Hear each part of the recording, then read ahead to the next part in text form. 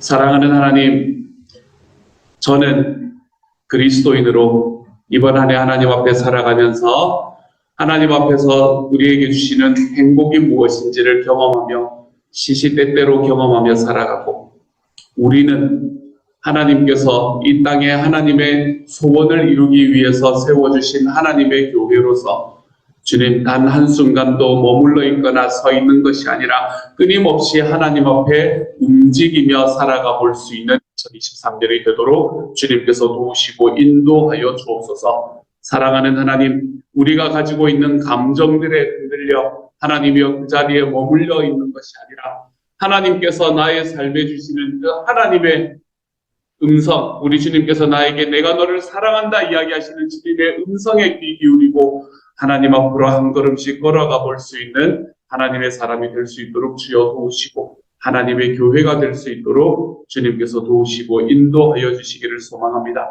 하나님, 우리는 특별 새벽 예배의 두 번째 주를 시작합니다. 다니엘 금식의 두 번째 주를 시작합니다. 주님, 하나님 앞에서 정말 1년의 시작을 우리 하나님 앞에 온전하게 해 나가고자 하는 모든 이들의 마음에 하나님이 능력도 더하여 주시고 힘도 더하여 주셔서 주님, 하나님께서 우리에게 주시는 그 놀라운 은혜들을 하나님 앞에 경험하며 걸어가 볼 수 있는 시간이 되게 하시고, 결단하는 것들을 하나님 정말 삶 속에서 이루어내 볼 수 있는 시간이 될 수 있도록 주께서 도우시고 함께하여 주옵소서. 모든 말씀을 우리 주님 예수님 이름으로 감사하며 기도드립니다. 아멘.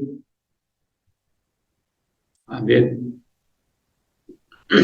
말씀 함께 읽습니다. 우리 이틀 정도 더 둘째 아들의 이야기를 함께 나누고요. 이제 둘째 아들의 이야기를 그렇게 내일까지 마무리하고 그 다음부터는 첫 아들의 이야기로 우리가 함께 들어가도록 하겠습니다. 오늘의 말씀은 여전히 누가복음 15장 11절부터 20절까지의 말씀입니다. 우리 같은 목소리를 읽도록 하죠. 함께 읽습니다. 시작. 예수께서 말씀하셨다. 어떤 사람에게 아들이 둘이 있는데 작은 아들이 아버지에게 말하기를, 아버지, 재산 가운데서 내게 돌아올 몫을 내게 주십시오 하였다. 그래서 아버지는 살림을 두 아들에게 나누어 주었다. 며칠 뒤에 작은 아들은 제 것을 다 챙겨서 먼 지방으로 가서 거기서 방탕하게 살면서 그 재산을 낭비하였다. 그가 모든 것을 탕진했을 때에 그 지방에 크게 흉년이 들어서 그는 아주 궁핍하게 되었다. 그래서 그는 그 지방의 주민 가운데 한 사람을 찾아가서 몸을 의탁하였다. 그 사람은 그를 들로 보내서 돼지를 치게 하였다. 그는 돼지가 먹는 쥐염 열매라도 좀 먹고 배를 채우고 싶은 심정이었으나 그에게 먹을 것을 주는 사람이 없었다. 그제서야 그는 제 정신이 들어서 이렇게 말하였다. 내 아버지의 그 많은 품꾼들에게는 먹을 것이 남아도는데 나는 여기서 굶어 죽는구나. 내가 일어나 아버지에게 돌아가서 이렇게 말씀드려야 하겠다. 아버지, 내가 하늘과 아버지 앞에 죄를 지었습니다. 나는 더 이상 아버지의 아들이라고 불릴 자격이 없으니 나를 품꾼의 하나로 삼아 주십시오. 그는 일어나서 아버지에게로 갔다. 아멘. 우리는 지난 한 주간 계속해서 이 둘째 아들의 이야기를, 둘째 아들의 비유를 함께 바라보면서 이 둘째 아들이 자기의 아버지의 집을 떠나서 먼 나라로 간다는 것이 어떤 의미였는가라는 것을 함께 나누었습니다. 그 아버지의 집은 어떤 곳이라고 이야기를 했었나요? 그 아버지의 집에는 내가 너를 사랑한다라는 이야기, 그 하나님의 사랑의 음성이 가득한 곳이 그 아버지의 집이라고 이야기를 드렸습니다. 그 아버지의 집에서는 내가 너를 사랑한다라는 이야기가 가득한데, 이 둘째 아들은 자기 아버지가 죽었으면 좋겠다라는 그런 마음을 먹기까지 하면서, 그러면서 자기가 가져야 되는 모든 것들을 다 가지고, 그것뿐만이 아니라 그 모든 것들, 자기가 이어받았던 것들을 처분할 수 있는 권한까지도 가지고 먼 지방으로 가서 그곳에서 자기의 꿈을 이루려고 합니다. 우리가 이렇게 먼 지방으로 가는 이것을 바라보면서 좀 이상하게 생각할 수 있다고 이야기를 하지 않았습니까? 이게 좀 이상합니다. 왜냐하면 아버지의 사랑의 음성이 가득한 곳이 있는데 그곳을 떠나서 먼 지방으로 간다는 게 사실은 상식적으로는 이해가 잘 되지 않는 이야기거든요. 하지만 우리가 그렇게 먼 지방으로 갈 수 있었던 이유가 무엇인가? 우리가 먼 지방으로 갈 수 있었던 이유도 하나님께서 우리를 사랑하시기 때문이었다라는 이야기를 함께 나누었죠. 하나님의 사랑이 없으면 먼 지방으로 갈 수도 없는 겁니다. 그렇게 그곳에 가서, 먼 지방에 가서 그곳에서 우리가 들었던 이야기들은 어떤 이야기입니까? 우리는 하나님을 떠나 먼 지방으로 가게 될 때에 거기에서 늘 듣는 이야기가 있는데, 그건 뭔가 하면 너의 가치를 너가 스스로 증명해야 된다라는 바로 그 이야기를 우리는 계속해서 듣게 됩니다. 너의 가치는 너의 소유로 판단이 될 것이다. 너의 가치는 너의 스스로 증명해야 된다. 너가 가지고 있는 것들, 너가 가지고 있는 성품들, 너가 가지고 있는 재산들, 너가 가지고 있는 소유들, 이런 것들로 너의 가치가 평가되게 될 것이다. 너는 나에게 무엇을 내어놓을 수 있다. 라는 이런 이야기들을 끊임없이 듣게 됩니다. 그래서 우리는 인생의 성공의 사다리에 단 한 발걸음이라도 미끄러지면 우리의 인생이 끝장이 날 것처럼 그렇게 생각하며 살아가게 만드는 그 잡소리, 헛소리들이 들리는 곳이 바로 먼 나라다라고 이야기를 드렸었지. 이곳에 가서 우리가 그곳에서 힘써서 그 사람들의 이야기, 그 문화의 이야기에 우리가 힘써서 맞추려고 노력을 하지만 결국에는 실패하고 말지. 그리고는 정말 인생의 가장 힘들고 어려운 순간에 내가 결국에는 이것을 다 맞추지 못하는구나 라는 것을 내가 깨닫는 순간에 무엇을 기억하나 하면 내 아버지의 집이 있었지 라는 걸 기억하게 되는 겁니다. 아, 내 아버지의 집이 있었지. 나에게 사랑의 음성을 베풀어 주시는 아버지의 집이 여전히 거기에 있었지. 그리고는 그 집으로 돌아오는 발걸음을 디디게 되는 것. 우리가 여기에서 한 가지 확인할 수 있는 것은 뭔가 하면 하나님께서는 우리에게 생명과 사망과 복과 저주를 우리 앞에 두셨다라는 사실을 우리는 이 이야기를 통해서 또한 기억할 수 있습니다. 하나님께서는 우리에게 여러 가지의 길을 우리 앞에 허락해 주셨어요. 그러면 우리가 해야 되는 것이 무엇인가 하면 그 중에서 올바른 것을 선택하는 일이 너무나 중요합니다. 우리는 무엇을 선택할 것인가 라는 것이 굉장히 중요하지요. 나의 삶을 구속하는 이 세상의 헛된 것을 고스란히 받아들일 것인가? 아니면 하나님의 자녀로서 자유를 누리며 살아갈 것인가? 우리는 선택하며 살아가는 게 중요합니다. 유다라는 사람이 있습니다. 그렇죠? 가룟 유다라는 사람은 예수님을 배신했던 사람이었죠. 하지만 가룟 유다가 예수님을 배신했듯 베드로라는 사람도 예수님을 부인했던 사람입니다. 이 두 사람의 일에는 큰 차이가 없었습니다. 두 사람 다 길을 잃었었다는 데에서는 큰 차이가 없었었지요. 그런데 자신이 하나님의 자녀라는 사실을 놓쳐버린 유다는 자기의 목을 매는 선택을 합니다. 하지만 탕자의 비유의 경우에 빗대어 설명하면 아들의 지위를 상징하는 이 칼, 자기에게 유일하게 남아있던 자기의 자격을 나타내는 칼마저도 팔아버린 겁니다.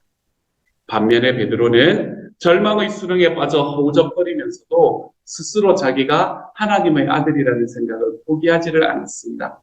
그래서 그는 예수님 앞에 눈물을 흘리며 돌아섰지요. 무엇을 선택하였습니까? 똑같은 상황 속에서 유다는 죽음을, 베드로는 생명을 선택하게 됐던 겁니다. 우리가 무엇을 선택하느냐가 너무나 중요합니다. 내가 아버지의 집으로 돌아오는 것을 선택하느냐, 아니면 거기에서 그냥 내 삶이 끝나버리는 것을 선택하느냐. 우리의 삶에는 이 두 가지의 선택이 언제나 놓여있게 되는 거예요. 우리는 살아가다 보면 특별히 코비드가 지나면서 더더욱 그렇게 되는 것 같아요. 나는 쓸모없는 인간이야. 나는 무능하게 짝이 없어. 나는 보잘것없는 존재지. 이런 날 누가 사랑하겠어. 나는 가치가 없지. 라고 이야기하며 살아가는 그러한 마음들이 사람들의 마음에, 저와 여러분의 마음에 자주 심기는 것을 보게 됩니다. 또한 그런 생각이 들 때마다 우리 안에는 이상한 충동들이 울컥울컥 일어나는 것을 우리의 삶에서 또는 우리 주변의 삶에서 많이 경험하게 되죠. 내 스스로는 살 가치가 없고 나는 다른 사람의 짐이 될 뿐이고 나는 골칫덩어리고 나는 갈등의 근원이고 누군가의 시간과 에너지를 빨아먹으면서 삶을 유지하는 인간임을 자신과 남에게 입증하기란 어려운 일이 아닙니다. 우리 주변에 그런 것들은 널려 있기 때문에 그래요. 마음속으로 자신을 그렇게 단정 지으면서 칠흑 같은 어둠을 가슴속에 품고 살아가는 사람들이 허다합니다. 마지막에 아버지에게로 돌아서는 선택을 했던 강자와는 다르게 이들은 이 어두움에 철저하게 찌들여서 집으로 돌아서는데 필요한 빛마저도 남아있지 않은 사람들인 것 같은 그런 삶의 선택을 하는 경우도 많습니다. 몸은 살았을지 모르지만 영혼은 숨을 쉬지 않는 사람이라고 이야기할 수 있겠지요. 본래 선한 모습을 지니고 있었다는 믿음까지도 저버립니다. 자연히 인간에게 그런 선한 됨됨이를 허락하신 하늘 아버지에 대한 믿음도 포기하기 시작합니다. 그렇지만 여러분, 우리에게는 변치 않을 한 가지의 사실이 있습니다. 그건 뭔가 하면 하나님께서는 자기의 거룩한 형상에 따라 남자와 여자를 지으시고 하나님은 우리를 바라보며 지극히 만족하셨다는 겁니다. 지극히 만족하셨다는 겁니다. 우리 안에 있는 어둠의 소리가 뭐라고 하든 이 사실만큼은 어느 누구도 바꾸어 놓을 수 없는 하나님의 진리가 되는 겁니다. 우리 주변 세계에 들려오는 어둠의 소리들은 자기 말을 들으라고 우리를 어른이를 무한 반복합니다. 나는 천하에 쓸모없는 인간이므로 지금 성공의 사다리를 한 칸씩 쉬지 않고 올라서 의로워지지 않는 한, 나의 삶의 많은 소유를 채워내지 않는 한 우리의 가치는 인정받을 수 없다라고 우리를 계속해서 어르고 달랩니다. 그 사다리에서 끝까지 붙들고 그 사다리를 끝까지 붙들고 있어야 된다고. 그 성공이 없으면 아무도 너를 사람으로 인정해주지 않는다고 우리를 어릅니다. 우리를 달랩니다. 그것이 너의 삶에 채워내야 될 전부다라고 이야기합니다. 그래서 사랑하는 아들이라고 부르시는 하나님의 음성은 성공이나 갈채나 상관없이 나를 사랑해 주시는 분이 있다는 사실을 일깨워주지만 내 안에서 일어나는 이 어둠의 소리들은 그 메시지를 순식간에 잊어버리게 만듭니다. 하나님이 나를 사랑해 주시지. 근데 그게 뭐? 이러기 시작하는. 그런데 그게 뭐? 나는 가진 게 없는 거야. 나는 내 마음이 힘든 거야. 나는 지금 내 주변에 있는 사람들보다 더 많은 것을 가지고 살아가지 못하는 거야. 하나님이 날 사랑하시지. 근데 그게 뭐? 라고 이야기를 하게 만들어버리는 거죠. 우리가 이러한 삶을 살아가다가 이렇게 집을 떠나서 그 다음 페이지 계속 넘겨주시면 돼요. 돼지치기가 되어서 그곳에서 나의 생명을 헛되게 갉아먹으면서 살아갈 거냐? 그렇지 않으면 다음 페이지입니다. 그렇지 않으면 아버지에게로 돌아와서 내가 나의 삶에 다시 한번 생명을 취하게 될 거냐라는 이것은 우리의 선택이다라고 말씀을 드렸는데 이렇게 자기의 삶을 갉아먹는 그 먼 지방에서 떠나는 것, 그것은 사실은 우리에게 시작에 불과하게 되는 것도 우리가 좀 기억해야 합니다. 먼 지방에서 떠나는 것으로 끝나는 것이 아닙니다. 먼 지방에 떠나서 고향으로 돌아가는 길은 또한 멀고도 험합니다. 여러분 같으면 바로 이 당자의 상황에서 아버지의 집으로 돌아가겠다라고 마음을 먹으면서 여러분 무엇을 준비했을 것 같습니까? 어떤 걸 준비하면서 여러분이 돌아가셨을까요? 우리가 읽었던 당자의 행동을 바라보면 그것은 대단히 명쾌해 보입니다. 이 둘째 아들, 작은 아들은 시나리오를 준비합니다.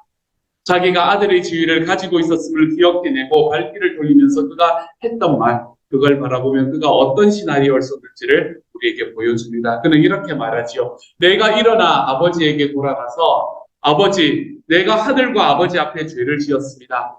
나는 더 이상 아버지의 아들이라고 부릴 자격이 없으니 나를 품꾼으로 삼아주십시오 라고 말씀드려야겠다라고 이야기합니다. 뭐 하고 있습니까? 아버지와 가상의 만남을 지금 계속해서 되뇌이고 있습니다. 아버지를 만났을 때 나는 이런 이야기를 해야지. 아버지를 만났을 때 나는 이렇게 이야기해야지. 아버지가 이렇게 말하면 나는 저렇게 말해야지라는 이 가상의 만남들을 계속해서 생각하고 걸어갑니다. 하지만 이 이야기는 자기 아버지 앞에 섰을 때 단 한마디도 사용되지 않은 이야기가 되어버렸죠. 그 많은 생각들을 하고 갔음에도 불구하고 그는 이 이야기를 결코 입 밖에 낼 수가 없었습니다. 왜 그럴까요? 왜 이 작은 아들은 이 결코 입 밖에 내지 않을 이야기를 그토록 정성스럽게 준비해서 갔을까요? 이유는 간단합니다. 하나님의 자녀라는 진정한 정체성을 찾기는 했지만, 아직까지 내가 칼은 팔아버리지 않았지만, 그렇지만 아직도 주님이 설명을 요구하시는 것처럼 살고 있기 때문에 그렇습니다. 여전히 하나님께서 우리를 사랑하실 때에 내가 하나님 앞에 무언가를 해드려야 주님이 나를 사랑하는 것처럼 우리가 그 하나님의 사랑을 오해하고 있기 때문에 그렇습니다. 그래서 고향을 향해서 걸어가면서 집에 도착했을 때 내가 정말 하나님의 내 아버지의 환영을 받을 수 있을지 없을지 의심스러워합니다. 나의 영적인 여정, 다시 말해서 집으로 가는 멀고도 고난한 나그네 길을 살펴보면 내가 과거에 대한 나의 죄책감, 나의 미래에 대한 걱정이 가득합니다. 내가 아버지의 집으로 돌아가고 있음에도 말입니다. 무수한 실수를 저질렀고 내가 아들의 자격이 없다는 것을 잘 알지만 죄가 많은 곳에 은혜가 더욱 넘치게 되었다는 사실을 우리는 전폭적으로 신뢰하지를 못합니다. 아직도 스스로 무가치한 존재라는 생각이 남아있어서 나는 하나님은 나를 아들이라 부르시지만, 아버지는 나를 아들이라 부르시지만 나는 아들의 자리에 있을 수가 없기에 훨씬 더 아래쪽에다가 자기 자리를 잡습니다. 하나님께서 나를 용서하시는 그 절대적인 용서, 주님께서 나를 용서하실 때 나의 모든 죄를 잊어버린다고 이야기하시는 그 하나님의 용서를 쉽사리 믿지 못합니다. 용서라고 이야기하는 것은 내가 생각하고 내가 경험하는 것처럼 복수를 포기하고 어느 정도 자비를 베풀려는 그 사람의 의지 정도를 가리킨다는 나의 인생 경험, 이걸 더 신뢰합니다. 하나님이 나에게 주시는 그 전폭적인 용서와 전폭적인 사랑, 내가 어떠한 삶을 살아갔건, 내가 이 땅에서 어떠한 것을 쫓아갔건 내 아버지께로 돌이키게만 하면 하나님께서는 나를 당신의 아들로 삼으시고 품으시고 다시 사랑하는 아들의 자리를 회복시키실 것이라는 그 분명한 확신을 우리가 가지지 못하고 있기 때문에 우리는 하나님 앞으로 돌아가면서도, 집으로 돌아가면서도 끊임없이 고민합니다. 끊임없이 죄책감 안에 들어갑니다. 끊임없이 하나님의 사랑이 나에게 베풀어 주실 것에 대한 의문 속에서 걸어가게 되는 거죠. 사랑하는 여러분, 여러분은 이 하나님의 전폭적인 사랑을 신뢰하고 계십니까? 하나님이 나에게 베풀어 주시는 전폭적인 사랑을 신뢰하신다면 우리는 우리의 삶의 현재이든 우리 삶의 현재를 붙잡고 있는 나의 걱정과 근심, 나의 삶의 미래를 붙잡고 있는 불확실함에서 자유로워질 수 있는 삶을 선택할 수 있게 됩니다. 하나님께서 행하신다라는 이야기가 나에게는 아무런 대책이 없다라는 이야기가 아니라 주님께서 행하신다라는 이야기가 나의 삶의 가장 최고의 것을 주시는 하나님이 바로 내 아버지시다라는 것을 고백하는 이야기가 될 수 있게 되는 겁니다. 집으로 돌아간다는 것. 집으로 돌아가면서도 우리가 계속해서 힘들고 어려운 이유는 이 하나님의 사랑을 우리가 우리의 삶에서 전폭적으로 믿어드릴 수 없기 때문에 그런 거죠.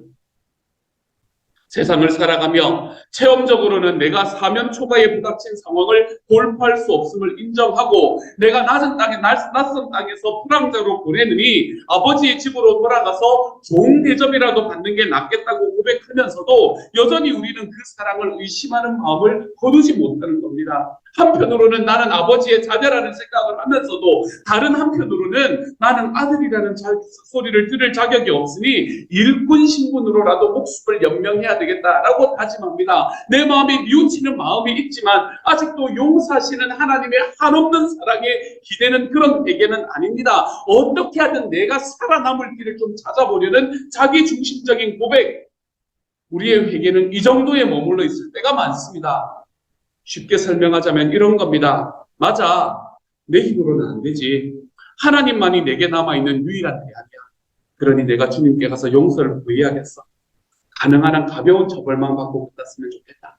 하나님이 나를 살려만 주시면 무슨 힘든 일을 시키더라도 꿋꿋이 참고 견뎌야지 라고 중얼거리는 식입니다.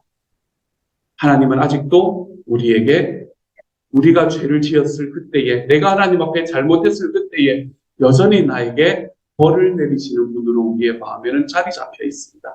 아니요, 그렇지 않습니다.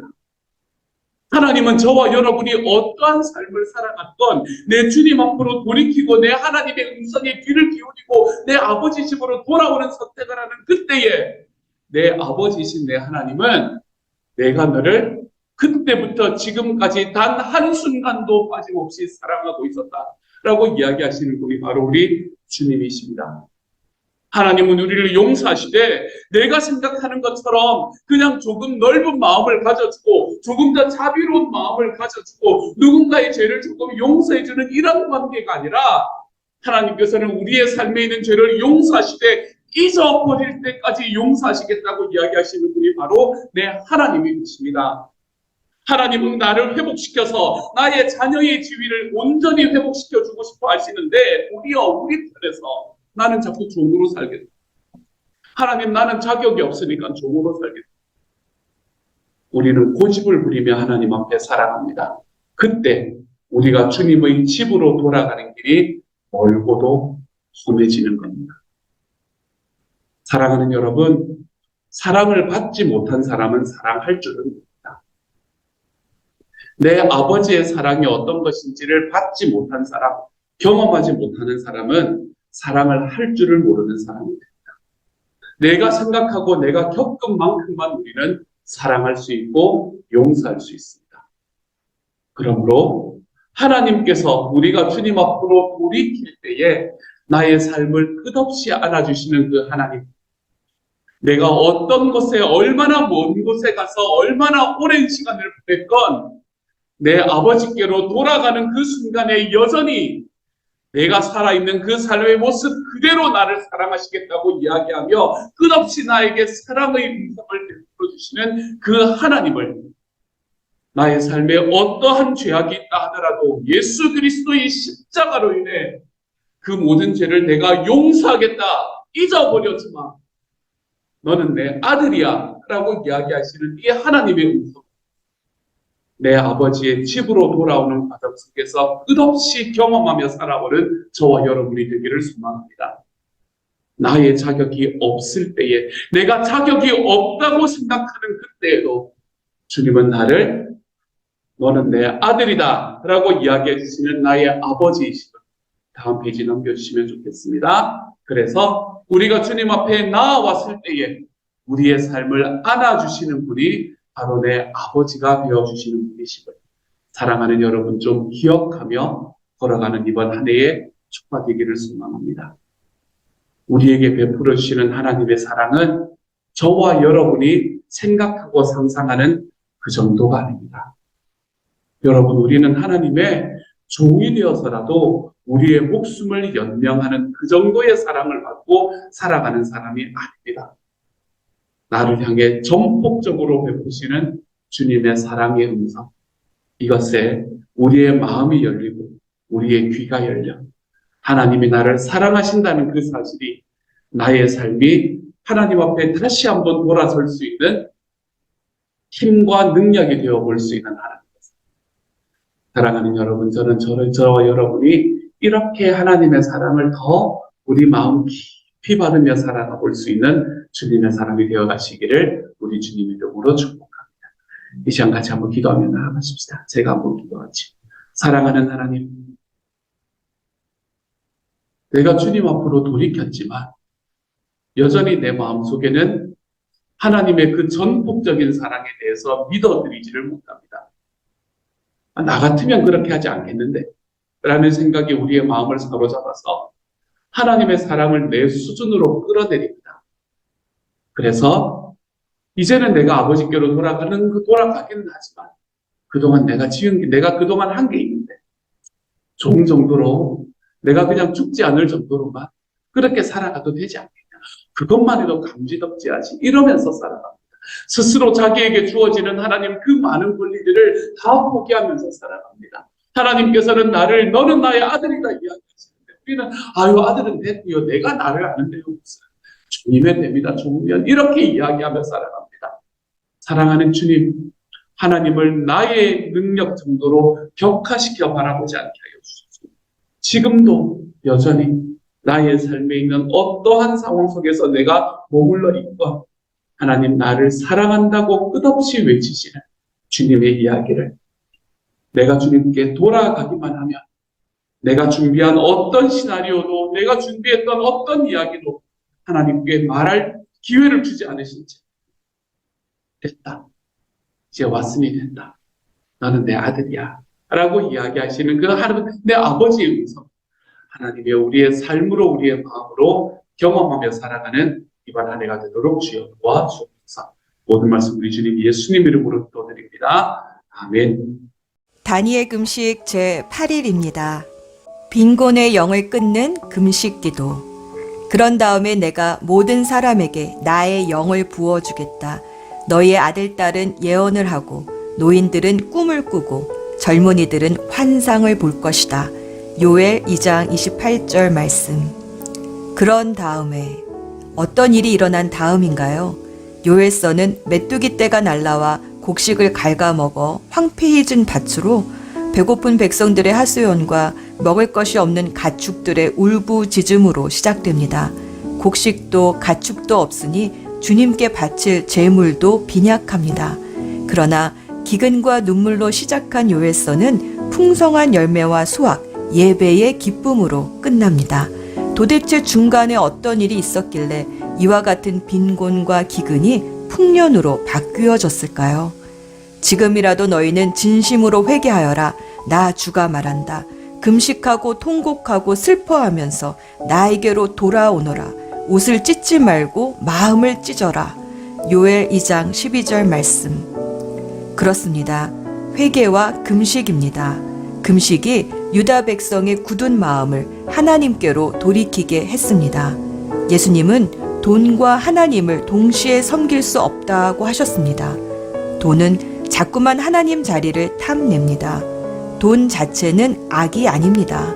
하지만 디모데전서 6장 10절에서 말씀하셨듯이 돈을 사랑하는 것이 일만 악의 뿌리입니다. 돈이란 이름이 말해주듯 돌고 돌아 어느 곳인가를 향해 계속 흐릅니다. 방향을 잘 결정해야 합니다. 내가 돈을 쫓아갈 것인지 아니면 돈이 나를 쫓아오게 할 것인지. 돈을 쫓아가는 사람은 돈의 노예가 되고 돈이 나를 쫓아오게 하는 사람은 돈을 다스리는 주인이 됩니다. 하나님은 사람에게 돈을 포함하여 만물을 다스리라 하셨습니다. 돈을 사랑하면 돈을 쫓아가게 되어 있고 하나님을 사랑하면 돈이 쫓아오게 되어 있습니다. 모든 것의 첫 열매를 주님께 드릴 때 우리는 돈이 아니라 하나님을 사랑한다고 고백하는 것입니다. 첫 단추를 잘 채워야 끝이 좋습니다. 고린도후서 9장 6절 말씀. 요점은 이러합니다. 적게 심은 사람은 적게 거두고 많이 심는 사람은 많이 거둡니다. 사도 바울은 하나님께 드리는 헌금을 심을 씨, 다시 말해 종자 씨라 말하고 우리가 살면서 필요한 물질은 먹을 양식이라고 말했습니다. 씨를 심을 때는 믿음이 필요합니다. 지금 당장 열매가 보이지 않기 때문입니다. 하지만 하나님께서는 우리의 삶 속에서 넘치도록 그 열매를 거두게 하시겠다 약속하십니다. 심는 것은 사람이 해도 자라고 열매 맺는 것은 하나님이 하셔야 합니다. 성경이 말하는 진정한 금식은 내가 먹어야 할 것을 먹지 않고 이웃에게 나누는 것입니다. 나누는 사람은 빈곤한 사람이 아닙니다. 빈곤의 영이 우리 삶에 더 이상 힘쓰지 못하게 해야 합니다. 목장 모임을 오픈하여 음식을 나누고 내가 마땅히 누려야 할 것들을 하나님께 드릴 때 하나님은 약속하십니다. 요엘 2장 25절 말씀. 내가 너희에게 보상해 주겠다. 하나님의 손은 내 손보다 크십니다. 나는 내 손으로 담아 주님께 드리는데 주님은 주님의 손에 담아 되돌려 주십니다. 주님의 손은 내 손보다 크십니다. 묵상을 위한 질문. 그런 다음에 어떤 일이 일어난 다음입니까? 요엘서처럼 내 삶 속에 빈곤의 영이 끊어지기 위해 내 삶의 주인이 돈이 아니라 하나님이심을 고백하기 위해 내가 먼저 해야 할 일은 무엇일까요? 빈곤의 영은 그런 다음에 끊어집니다. 심지 않으면 거둘 수 없습니다. 내가 주님께 첫 열매로 심어야 할 것들은 무엇인지 잠잠히 주님께 묻고 듣고 또 주님이 주신 마음으로 살 수 있는 힘을 주십사 2분 정도 기도합시다.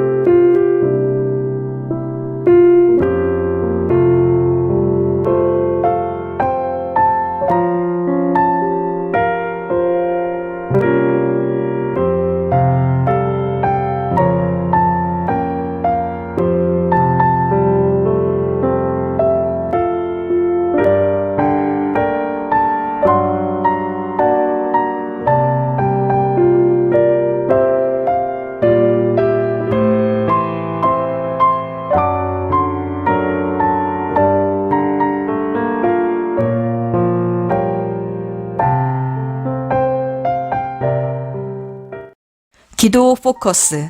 오늘은 우리에게 허락하신 재정과 재물을 위해 기도합시다. 하나님은 모든 일에 주님을 인정하고 우리의 지혜를 의지하지 않으면 모든 길을 인도해 주시겠다고 잠언 3장 6절에서 약속해 주셨습니다. 그것은 우리의 재정 상황도 포함됩니다. 첫 열매를 하나님께 심고 재정의 필요에 대해서 간구해 봅시다. 특별한 것을 심으면 추수 때에 특별한 것을 거둘 것입니다. 작은 물질에 충성할 때 하나님께서는 큰 일들을 이루십니다. 돈 문제에 대해서 걱정하지 맙시다. 그저 하나님이 하라는 일들에 집중합시다. 하나님이 하라는 것에 순종하면 책임은 내가 아니라 하나님이 져주십니다. 하나님이 우리의 공급자이십니다. 혹시 물질 때문에 걱정하거나 하나님이 아니라 물질을 주인으로 삼은 죄가 기억난다면 회개합시다. 또 우리의 모든 필요를 채워주신 하나님께 믿음으로 간구하며 감사하는 기도를 2분 정도 드립시다.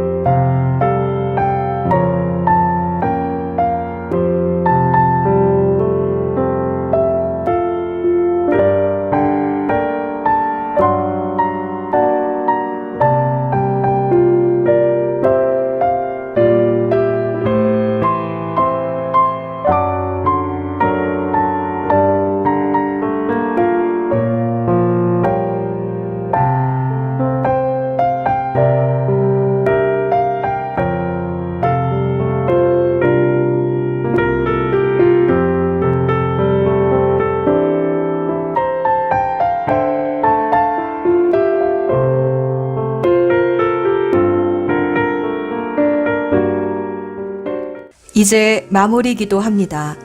여호와 이레 모든 것을 이미 다 예비해 놓고 계시는 하나님 아버지, 아브라함이 가시덤불에 걸린 순양을 발견한 것은 그가 자신의 아들 이삭을 제단에 바치려던 그 순간이었습니다. 순종할 때에 주님의 예비하심을 만납니다. 주님, 우리가 순종하오니 우리의 눈을 밝혀 주셔서 주님의 예비하심을 보게 하여 주옵소서. 우리의 모든 필요를 채워주시는 예수 그리스도의 이름으로 기도합니다. 아멘.